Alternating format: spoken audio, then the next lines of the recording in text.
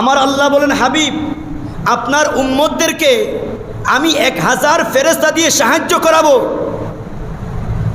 আর আমার নবী বললেন সাহাবীদেরকে, তোমাদের জন্য কি যথেষ্ট নয় যে আল্লাহ 3000 ফেরেশতা তোমাদের জন্য অবতরণ করাবেন? সুবহানাল্লাহ পড়েন।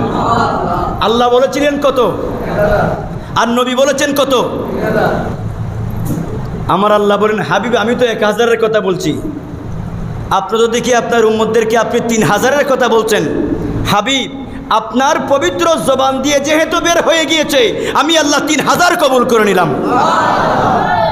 আরো বড় করে হাবিব আমি বলেছিলাম 1000 ফেরেশতা দিয়ে আপনাকে সাহায্য করাবো, কিন্তু আপনার পবিত্র জবান দিয়ে বের হয়ে গিয়েছে 3000, আমি 3000 কবুল করে নিলাম।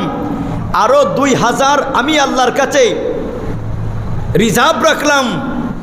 কাফের মুশরিকরা যখন আপনার উপর একের পর এক চড়াওভাবে যখন আক্রমণ করতে শুরু করবে, ওই 2000 ফেরেশতাও আপনার সাথে আমি অ্যাড করাবো, যুদ্ধ করাবো।